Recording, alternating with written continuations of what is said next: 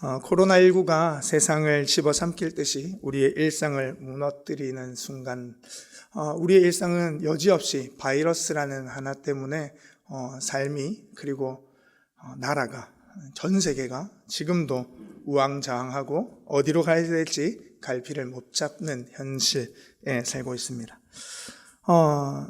이런 어려운 때, 어려운 시기 가운데에 대한민국에서 떠들썩하게 만든 또 하나의 사건이 있었습니다. 뉴스에서 많이 보았으리라 생각되는데요. 일명 N번방 사건이라는 사건입니다. N번방 사건은 2019년 2월부터 수십여 명의 여성을 협박하여서 성착취 영상물을 찍게 하고 이를 텔레그램이라는 사이트라기보다는 저희가 사용하는 카톡 같은 건데요. 거기 대화방에다가 이 영상들을 올림으로 인해서 디지털 성범죄 사건으로 세간을 떠들썩하게 만들었던 사건입니다. 가장 널리 알려진 사건이 그 중에 이제 두 가지가 있는데요. 영상을 1번부터 8번 방까지, 이제 1번 방부터 8번 방까지 채팅방에다가 판매하는 일명 갓갓이라는 자신이 신은 아닌데 갓갓이라고 이름하여서 N번방이라는 사건이 하나 있고요.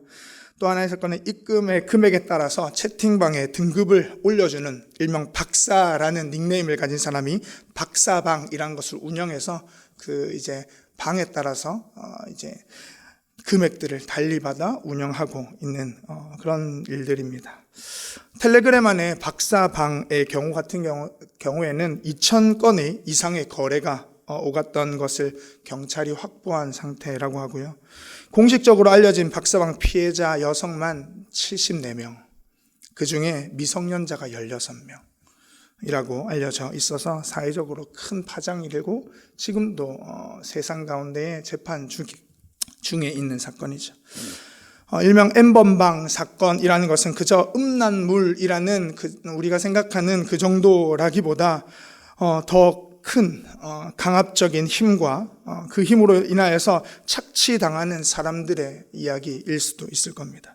또한 그 영상을 구매하기 위해 큰 금액의 돈을 지불하여 자신의 쾌락을 추구하는, 그래서 인간을 도구로 써 생각하는 모습, 비인간적이고 비인격적인 사회상을 고스란히 보여주는 사건이죠. 이것이 먼 나라 이야기가 아니라 우리나라 대한민국에서 지금 일어나고 있는 일들입니다. 이후에도 이들이 잡혀 들어가고 일들이 있었지만 아직도 텔레그램에는 그런 이제 보안이 너무나도 철저한 거기 때문에 파내지 못하는 그런 여러 가지 음란물과 여러 가지 부정적인 얘기들이 오고 가고 있다곤 합니다.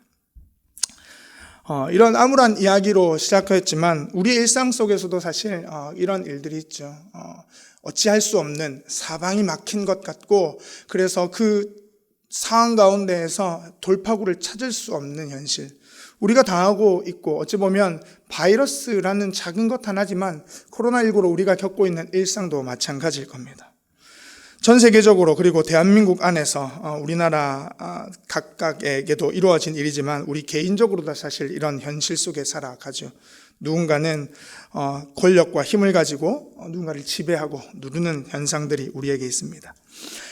하박국도 그런 상황 가운데 살았던 사람이라고 볼 수 있을 겁니다. 하박국은 제서 주전 612년 이후 시대적 배경 가운데 그가 활동했던 선지자입니다.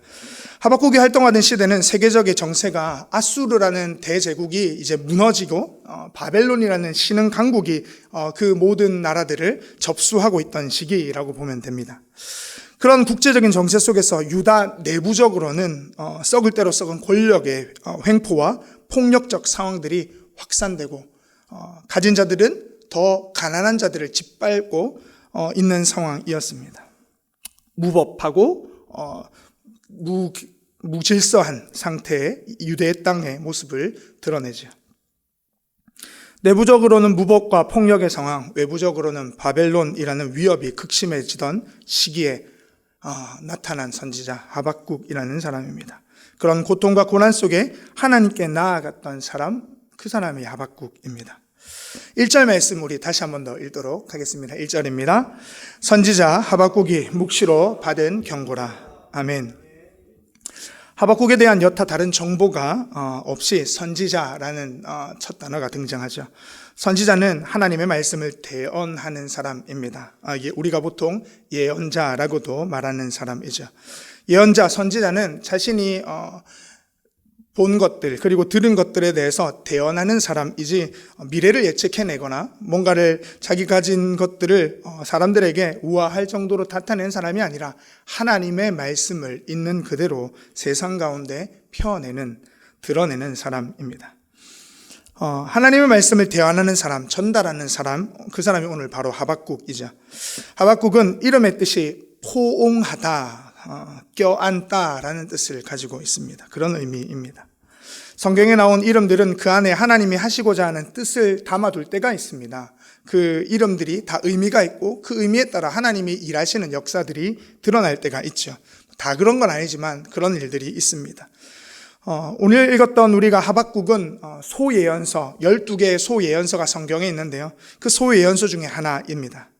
대부분의 선지서들에서도 나타나듯이 하박국도 마찬가지입니다. 이름이 가지고 있는 의미에 따라 말씀을 보면 하나님이 무엇을 이들에게 이야기하고 싶어 하는지, 하나님이 지금 하시고자 하시는 일이 무엇인지를 깨닫게 되죠. 그런 하박국에게 묵시가 주어집니다. 묵시라는 것은 환상을 통해 보다라는 의미를 가지고 있습니다. 하나님이 환상을 통해 하박국에게 말씀하시고 있습니다. 또한 그 뒤에 나오는 1절 마지막에 보면 경고라라고 있습니다. 하박국이 묵시로 받은 경고라. 경고는 무엇입니까? 경고는 언제 주어지죠?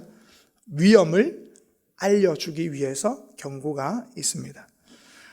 그런 경고라는 것은 즉 하박국이 전반적인 내용이 열방의 말씀의 틀을 가지고 유다 백성들에게, 이스라엘 백성들에게 하나님이 하시고 싶은 이야기, 지금 열방이 이렇게 돌아가는 틀 속에 너희가 처한 상황과 하나님의 계획이 무엇인지에 대한 내용을 담고 있는 경고, 하박국이 묵시로 받은 경고라라고 말하고 있습니다.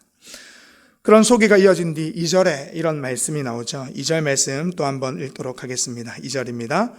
여호와여, 내가 부르짖어도 주께서 듣지 아니하시니 어느 때까지일까? 내가 강포로 말미암아 외쳐도 주께서 구원하지 아니하시나이다. 아멘. 여호와여, 내가 부르짖어도, 그리고 중반절에 보면 외쳐도 라는 말을 통해 하박국이 하나님께 탄식하며 기도하는 것을 보게 됩니다. 특히 부르짖고 외쳐도 그 다음 하나님의 반응에 대해서 하박국은 이렇게 말하죠. 주께서 듣지 아니하시니, 주께서 구원하지 아니하시니 라고 말하죠. 하나님이 침묵하시는 상황, 하나님이 보이지 않는 상황, 하나님이 일하시는 것 같지 않고 하나님의 손이 우리의 현실에 아무런 능력이 없는 것 같은 상황을 하박국은 탄식하며 외칩니다. 욥기의 표현을 빌리자면 욥기 23장 8절과 9절에 이렇게 욥이 고백하거든요. 8절과 9절을 보면 그런데 내가 앞으로 가도 그가 아니 계시고 뒤로 가도 보이지 아니하며 그가 왼쪽에서 일하시나 내가 만날 수도 없고 그가 오른쪽으로 돌이키시나 배울 수 없구나. 어딜 봐도 하나님의 손은, 하나님의 일하심은, 하나님의 나타나심은 보이지가 않는구나 라는 욥의 이야기와 같은 맥락으로 볼 수도 있을 것 같습니다.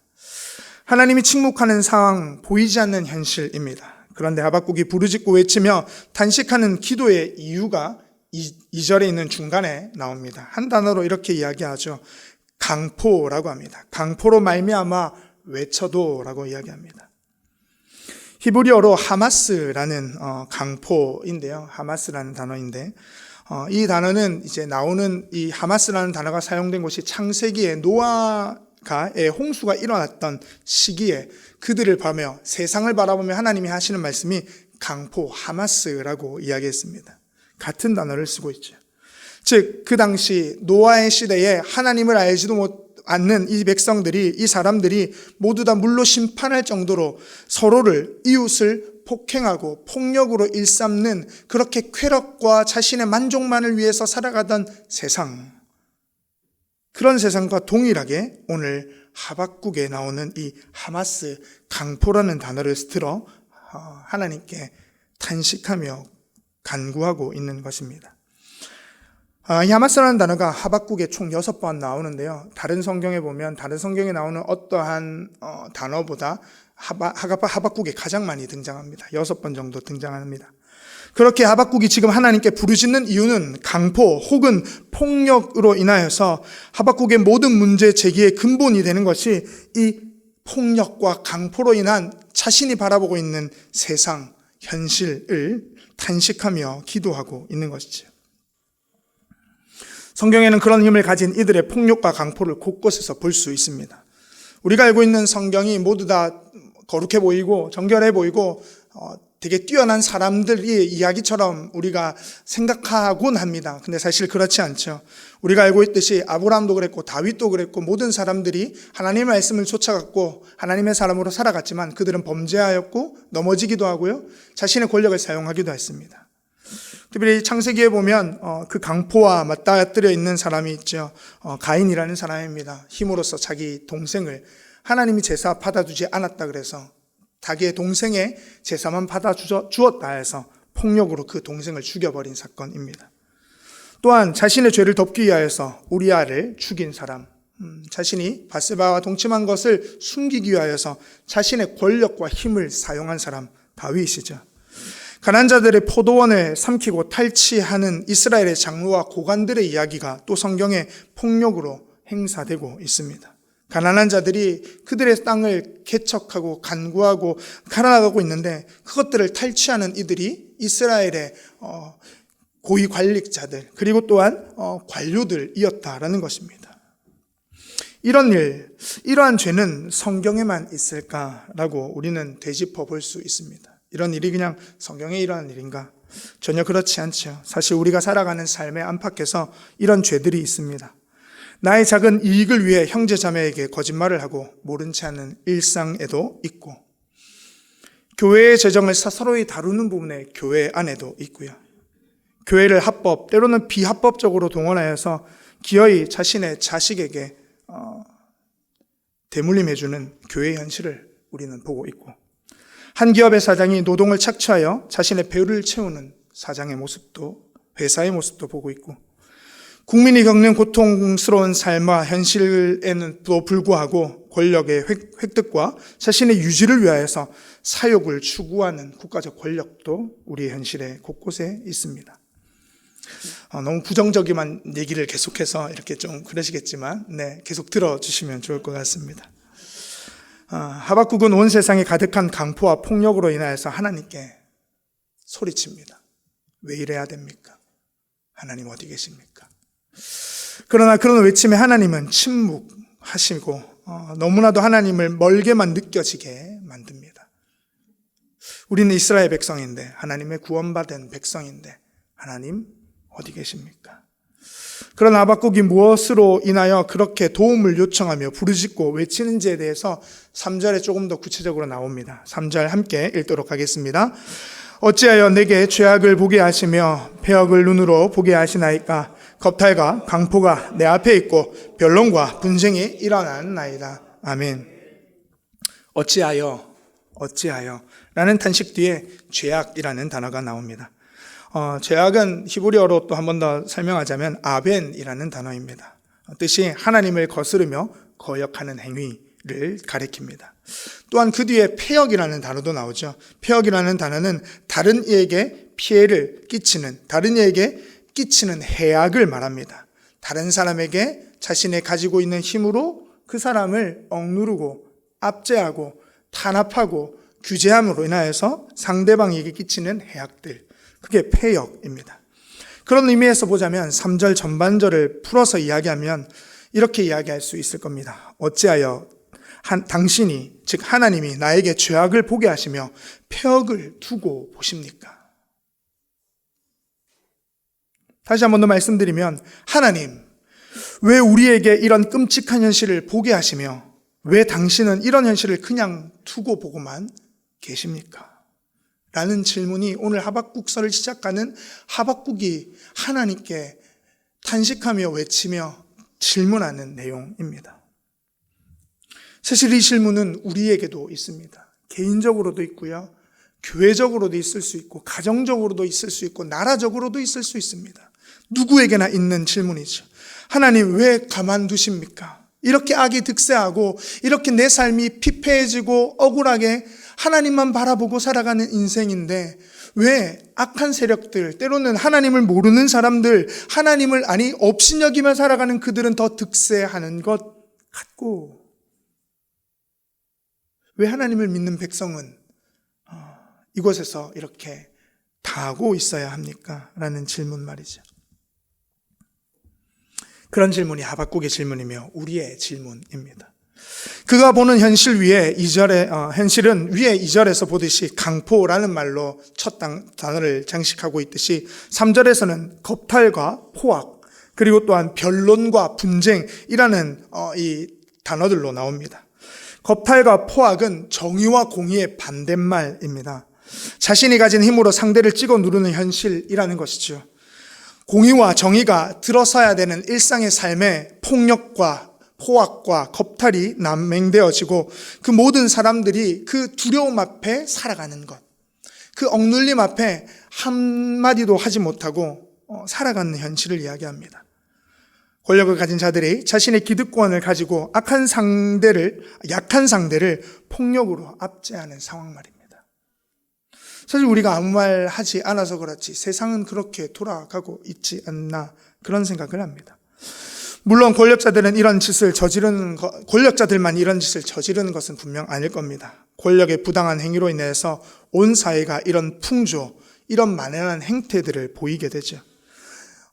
위에서 그리고 권력을 가진 힘을 가진 사람들이 그렇게 돌아가면 그 사회 구조는 어쩔 수 없이 그런 보양으로 갈 수밖에 없습니다. 그러하기에 이런 사회가 돌아가는 모습들을 바라보며 하박국의 눈에는 너무나도 어이없고 황당하고 왜 이래야 되는지에 대한 질문들이 넘쳐납니다. 권력이, 힘이 겁탈과 강포를 일삼으니 온 땅에 변론과 분쟁이 끊어지지 않는 그런 사방의 모습들이죠. 다툼과 싸움이 일어난다라는 겁니다. 죄악과 폐역으로 물든 세상은 피렁고 힘을 갖지 못한 약자들을 온통 짓밟는 그런 유린당하는 피눈물을 흘리게 되는 상황들로 이렇게 치닫게 됩니다. 빈부의 격차가 생기게 되고 그 빈부의 격차가 극도로 가게 되면 가난한 자들은 아무리 발버둥 쳐도 가난하게 될 것이고 부한 자들은 자신이 가진 부로 인하여서 점점 세상의 권력과 부를 떵떵거리며 살아가는 것이죠. 그 광경을 보고 있는 하박국이 답답한 마음에 하나님께 부르짖는 것입니다. 그런 가운데에 4절 말씀에 이렇게 또한 이야기합니다. 우리 4절 말씀 함께 읽도록 하겠습니다. 이러므로 율법이 해이하고 정의가 전혀 시행되지 못하오니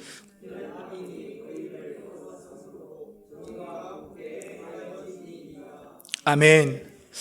율법이 해이하다는 것은 율법이 제 기능을 발휘하지 않다라는 뜻입니다. 그 제 기능을 발휘하지 못할 뿐만 아니라 이제는 그 율법이란 자체가 있는지 없는지도 모르는 상황을 살아가는 것이죠. 이스라엘 백성들이 어떠한 백성들입니까? 그들은 어떠한 민족입니까? 하나님으로부터 구원받은 백성으로 그들은 시내산에서 모세에게 준 10계명을 토대로 그들의 율법, 하나님의 법, 또한 하나님과의 관계성 속에서 구원받아 하나님의 백성이라는 뜻을 가지고 살아갔던 사람들입니다. 그러나 그들은 하나님의 뜻은 고사하고 그 율법을 내팽개치고 자신들의 이익과 세상과 별반 다르지 않는 세계 속에 자신의 삶을 방치하고 탐욕하며 살아가고 있다라는 것이죠. 억울하고 원통한 일이 있더라도 법에 따라 재판이 이루어져야 하는데 정의가 확립되지 않는 것입니다. 그러나 정의가 전혀 시행되지 않는 그 현실 속에서 그 정의를 넘어 율법의 기능 또한 완전히 망가진 상태, 율법이 제 기능을 하지 못하니 정의가 서지 않는 이 상태를 오늘 하박국은 지적하고 있습니다. 그렇게 4절 하반절에 보면 정의가 굽게 행하여졌다라고 합니다. 정의가 구부러졌다라는 거지. 정의가 곧바로 가야 되고 정의가 올바로 가야 되는데 정의가 구부러진 상태, 정의가 올롯이 서지 못하는 상태입니다. 정의가 구부러지게 만드는 결정적인 요인을 성경에서는 외모와 뇌물이라고 말합니다. 그 성경 말씀이 신명기 16장 9절에 나옵니다. 신명기 16장 9절에 제가 읽어드리도록 하겠습니다. 너는 재판을 굽게 하지 말며 사람을 외모로 보지 말며 또 뇌물을 받지 말라. 뇌물은 지혜자의 눈을 어둡게 하고 의인의 말을 굽게 하느니라. 하나님은 외모와 뇌물을 보지 않으십니다. 그러므로 정의가 구부러진 세상은 하나님의 법에 따라 공의를 추구하기보다 뇌물이, 외모가 지배하는 세상이 되었다라는 것이죠. 하나님이라는 존재 앞에 거룩해야 될 백성들, 하나님의 사람들이 자신의 탐욕과 욕심 속에 사람들의 외모를 보고 저 사람이 돈이 많지, 저 사람이 가지고 있는 것이 많지, 저 사람에게 잘해주면 나도 한 자리 하겠지 라는 그런 지배 속에 세상이 돌아가고 있다는 겁니다. 하박국이 직면한 현실이 그러했습니다. 하박국의 보기에 온 땅이 폭력이 가득합니다. 권력을 잡은 이들이 법을 무시하고 법이 제 기능을 다하지 못하게 하니까 온 땅의 힘의 기초가 겁탈과 강포로 난무하는 것이죠. 사람들이 억울해서 재판으로 대표되는 정의가 구현돼야 하지만 정의는 도무지 찾아볼 겨를이 없습니다. 악인이 의인을 둘러싸고 제멋대로 좌우하는 상황. 옳고 닿아야 될 정의가 구부러진 채 세상에 나오는 상황. 구부러진 정의가 더 이상 정의가 될 수 없는 현실 속에 하박국은 외쳐 부르짖고 하나님께 호소합니다. 하나님, 왜 가만히 계십니까? 하나님, 조금 더 편한, 이제 좀 이렇게 경건해 보이는 용어를 했지만 하나님한테 이렇게 얘기하는 거죠. 하나님 뭐 합니까 지금? 이렇게 얘기하는 겁니다. 하나님 지금 뭐 하고 계십니까? 라고 이야기하는 겁니다. 따져 묻는 거죠. 하나님은 여전히 침묵합니다. 저희가 읽은 4절까지요. 사실 그 다음에 하나님의 대답이 나오곤 합니다만은 하박국은 이미 그 현실에 돌아가는 세상을 하나님이 침묵하고 계신 현실로 바라보고 있습니다. 하나님 하박국에게 보게 하시고 하나님 자신도 보고 계신 이런 세상은 오늘 우리에게 낯설지 않은 상황이죠. 우리의 현실 한번 돌아봐야 합니다. 하나님은 왜 우리에게 이 끔찍한 세상을 보게 하십니까? 하나님, 왜 하나님은 이런 현실을 보고만 계십니까? 우리의 질문일 겁니다. 서두에 말씀드린 N번방과 같은 사건은 우리의 사회상을 그대로 반영하는 일부분이며 또한 전체의 모습입니다. 아직 세상은 살만해. 그래도 내 주위에 좋은 사람들이 많아. 그런 생각들로 우리는 언제나 그저 이런 어두운 단면들을 덮어내곤 합니다. 그래도 아직까지 세상에 희망이 있지 않아 라는 이야기를 말이죠. 그러나 조금 더 자세히 보면 아까 말씀드렸던 것 같이 약자들은 점점 약한 대로 밀려갑니다. 우리는 조금 그 부분들에 대해서 무던해지곤 하지요. 세상 가운데 내가 살아가는 현실은 그렇지 않기 때문에 그런 일들을 사실 어찌 보면 세상의 공중권세 잡은 사단은 그런 현실을 보지 못하도록 우리를 바쁘게 만들고 우리를 세상과 동일하게 만들어버립니다. 그러나 그리스도인들은 그것을 봐야 합니다. 하박국처럼 그 현실을 보고 부르짖는 용기가 있어야 합니다. 기도할 수 있는 힘이 있어야 합니다. 그렇지 않고서는 우리를 부르신 하나님을 우리 또한 외면하고 살아가는지 모른다는 것이죠. 그런 곳에 우리는 하나님을 믿는 신자로 부름받았다는 것을 잊어서는 안 될 겁니다. 하박국의 탄식과 부르짖음은 오늘 우리의 부르짖음이어야 합니다. 그저 그리스도인으로 나의 현실과 앞날에만, 때로는 나의 자녀와 나의 가문에만 급급한, 그래서 하나님께 나아가고 기도하는 사람이 아니라 하나님의 신실하심이 보이지 않는 것 같은 이 땅 위에, 이 사회 위에 우리의 기도가 하나님 왜 그렇습니까? 하나님, 내 옆에 있는 이 사람 너무나도 성실하게 살아가는데 왜 이렇게 당하고만 살아야 됩니까? 라는 것이 우리의 시선, 우리의 기도여야 한다라는 것이죠. 여지없이 삶은 빡빡하게 돌아가고 코로나19 상황 가운데 내 앞가림조차 하기 힘든 현실이죠. 주변 돌아보기 힘들고요. 내 앞가림 하더라도 정말 급급하며 살아가는 우리의 모습입니다. 그러나 하나님은 우리가 살아가는 현실이 그저 세상의 어둠 가운데 넘어가게 가만 내버려 두지 않으실 겁니다. 우리의 현실 가운데 그 불안함과 공포로 세상은 우리를 윽박질러서 귀를 눌러서 어떻게든지 하나님의 사람, 때로는 세상 가운데 약한 이들이 전혀 귀를 펴지 못하는 현실 속에서 우리를 불러 외치라고 이야기하는 것이고 기도하라고 말씀하십니다. 하나님은 침묵하고 세상 가운데 반관하는 것 같지만 우리에게 그 기도를 요구하고 계신지 모르겠습니다. 하박국은 그 현실, 이스라엘이 남유다가 당하고 있는 현실 속에 처한 현실 속에 부르짖을 수 있는 사람이었습니다. 아니, 그 현실을 볼 수 있는 사람이었습니다. 사랑하는 양정교회 성도 여러분, 여기 계신 성도님들이 또한 가정에서 함께 예배드리는 우리 성도님들이 그 현실 속에 기도할 수 있는 사람들이 되어주기를 간절히 소망합니다. 우리는 그저 세상 가운데 내가 잘 먹고 잘 살아서 하나님께 내가 잘 사는 모습으로 영광 돌려주도록 부름받은 사람이 아니라 고통 가운데 있는 이 땅에 살아가는 사람들을 위해 내려오신 예수님처럼 그들의 옆에가 손을 잡아주고 왜 현실이 이래야 되냐고 기도할 수 있는 그런 우리가 되어야 될 줄 믿습니다.